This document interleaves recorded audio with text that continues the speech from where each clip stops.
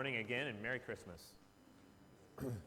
So, we read this morning from Matthew 2. We continued on in the gospel reading as the wise men have left, and we have the story of the flight to Egypt, right, of Jesus going with his parents and getting out to Egypt, fulfilling prophecy, the grand plan in motion. But it's interesting how quickly the narrative moves, right? And I guess there's a lot packed into the Gospels and not a lot of pages, but we move very quickly from the hopes of the people, the hopes of the whole world being fulfilled in the gift of Jesus the Messiah, to the darkness of humanity. What we read in Matthew 2 with Herod slaughtering all of the children of his own land, 2 years and under, all the males, 2 years and under is awful. A historically awful thing. You can't imagine, right? The darkness it would take to do something like this, to execute an order like this, and to do so out of your own lust for power. But it's what we read about right on the heels of Christmas. So it doesn't take long for the darkness of human nature to again rear its head. And as we think about life, I'm thinking about how we're moving into 2026 now, and I suppose we could identify things in our own world now that seem dark to us. It kind of begs this big theological question that there's not really an answer to. But does the world get worse, or is it just the same cycle of sin over and over, but the toys got bigger? I don't know that we'll have a conclusion to that answer, because I think the Bible would kind of suggest perhaps both are true. We go to Ecclesiastes, we go to the wisdom of Ecclesiastes, and it talks about how there is nothing new under the sun. Generations come, generations go. The world, there's a time to be born, a time to die. The world experiences just the same manifestation of human sin over and over and over. And that's true. But we also know that God created things. There was a beginning to time, and there will be an end of time, at least as we know it, a last day that the scriptures speak of over and over. And so history is going somewhere. So perhaps we are on a downward trajectory, and we think of things like the book of Revelation, where it talks about Satan's little season. Maybe there is a way in which the world is getting darker. I don't know. And we won't be able to leave here this morning with any conclusion on that. But in thinking about the darkness of the world, I couldn't help but think of a movie. This is kind of a primer for trivia night. I don't think trivia night will be as hard as this question, but there was a TV movie in 1983 on main network TV that was the most viewed TV movie ever, and it was called The Day After. Does anybody remember what that was about? Yeah, it's a nuke getting dropped, right? And I think the story picks up in a small town in Kansas. What do they do now that the nuke is hit? Now, this was during the, I guess you'd say, peak Cold War time, right? Where there's this fear of what's the Soviet Union going to do, all that, which was really a wrestling with what the can that had been opened historically. There was a movie about this just a couple years ago, Oppenheimer. Did anybody see Oppenheimer? Kind of a wrestling with the can that was opened when the nuke was created. What humanity can do is quite awful, and we're well aware of it. And so we're wrestling with that evil that we both can unleash, and also that is within us that even makes it possible on a maybe smaller scale. When we think about big things that could happen and change the world, I could remember from the turn of the century. Sounds like it was a long time ago. It really wasn't. The turn of the century, there was this fear of Y2K, right? That somehow, does everybody remember Y2K? Maybe the youngest among us here have no idea what I'm talking about, but it was this fear, right, that the software was written in such a way that when it flipped over to 2000, it was going to crash it or something like that. I don't know. I tried to do some research on this, and I'm still not sure if it was legit or not, because I read one place that somewhere between $300 and $600 million were spent by businesses to ensure that they didn't crash. But then I read somewhere else that it was not really a real thing. So I don't know what the truth is on that, but I'm sure there's people here who do know. Okay. So either way, Y2K, it did not end the world, though, or cause any major catastrophe as was feared. All these things are a good reminder that whatever the plotting and scheming of man is, and whatever we have in mind in fear, there is the Lord who sits over all of it, and he's in charge. And so I want to read this morning. This was not one of our readings, but I want to read from Psalm 2 because this gives us a very good picture of who's in charge and who holds the world in his hands and is whose story it is. So I read it to you from Psalm 2.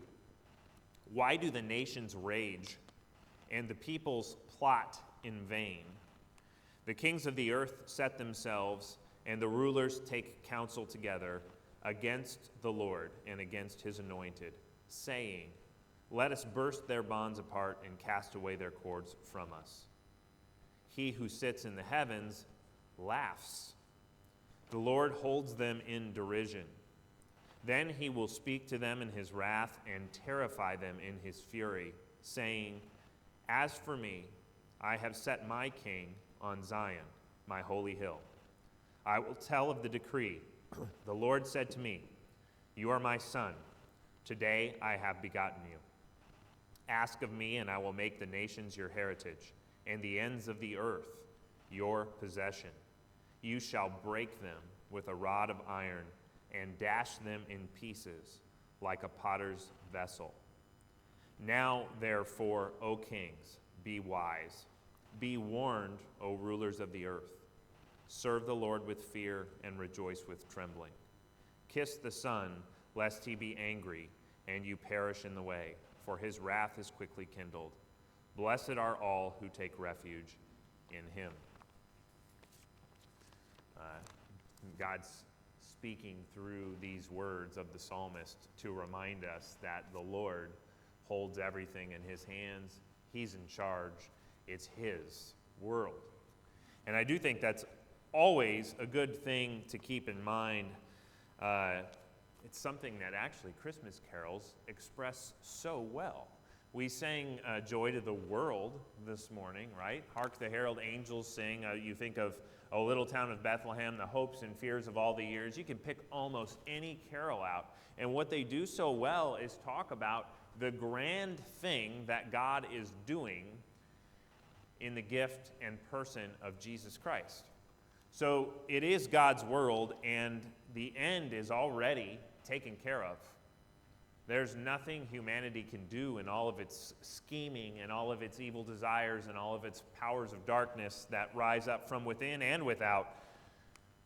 The war against the Lord never ends in the favor of the Lord's opponents, right? He is in charge.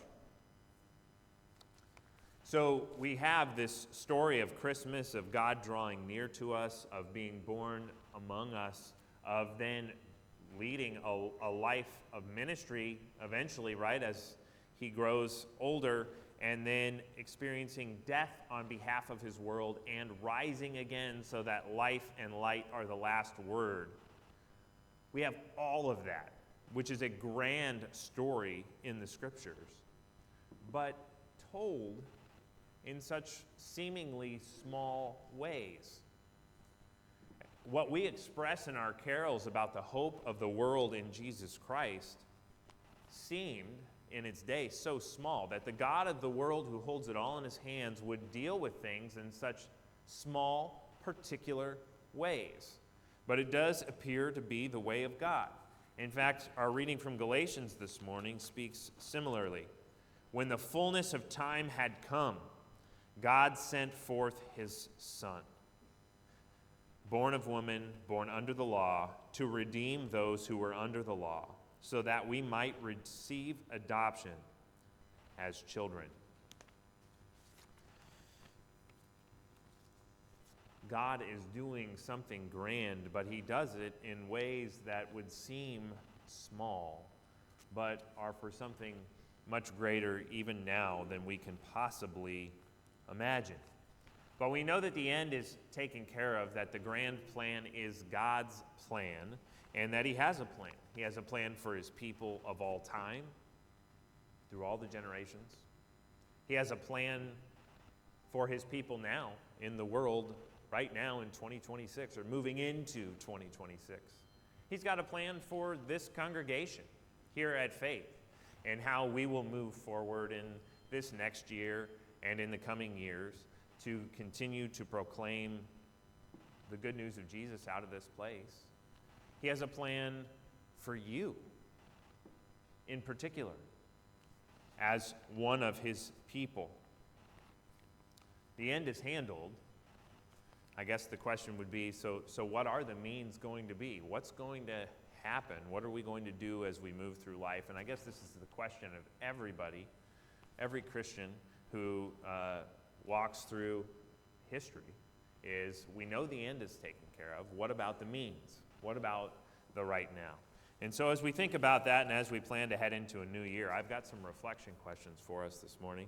And I think we'll just kind of discuss them with your neighbor. Now, I always want to respect the introvert. So if you're introverted and you don't like to talk to your neighbor, especially in church, that's fine.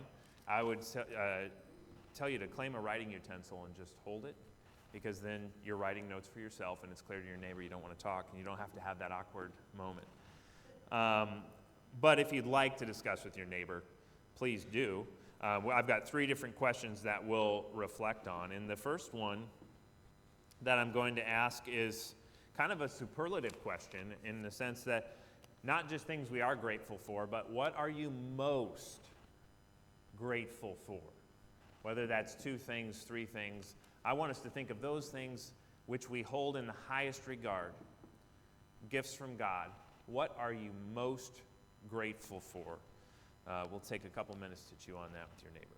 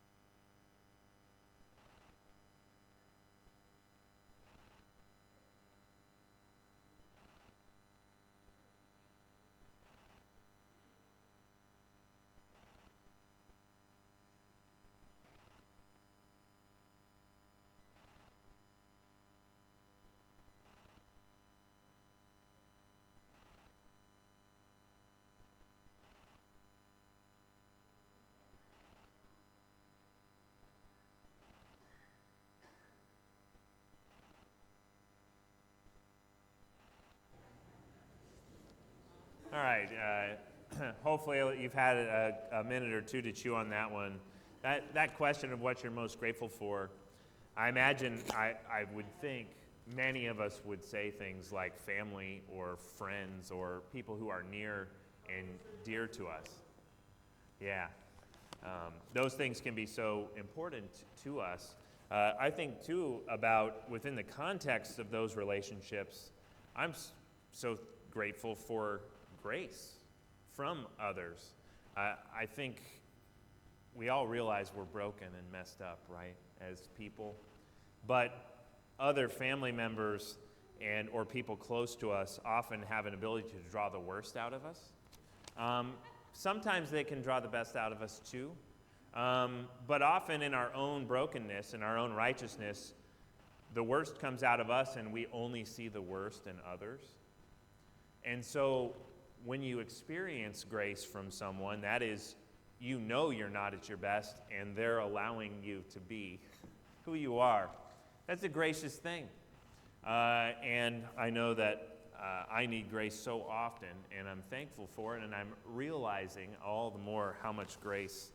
You ever had that thought, just like, holy cow, like, where the script flips on you. You think you're putting up with someone and you find out maybe they're putting up with you. It can be a humbling moment, and you're like, okay, they've got a lot of grace for me. This is a good thing.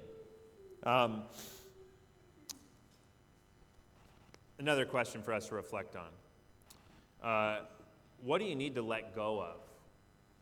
And maybe it's a particular thing or a particular habit, or maybe it's part of your past that you're hanging on to. But the question I have for you is, what do you need to let go of? Because God is the God of history, right? The one who holds the world in his hands and author of time. He's moving forward, and he's still at work. He's still at work. So what do we need to let go of? Perhaps because we are stuck there or stuck in something and not imaginative enough to see how God is moving on, and maybe we can move on too. So what do you need to let go of? Because God's working and moving forward. Chew on that one for a couple minutes.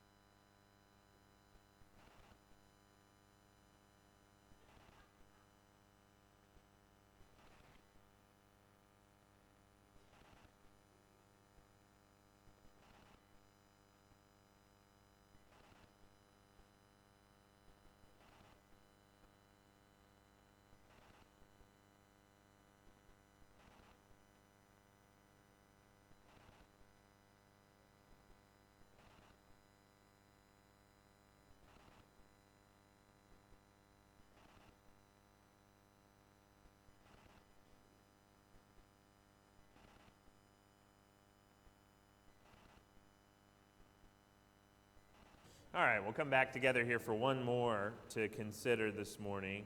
And I hesitate to bring this one up. So one thing, particularly within the Lutheran Christian tradition, and when it comes to preaching, they always tell you not to do lots of shoulds or have-tos. And one of the reasons they say that is that puts the law back on the person hearing the message. Well, what does that mean?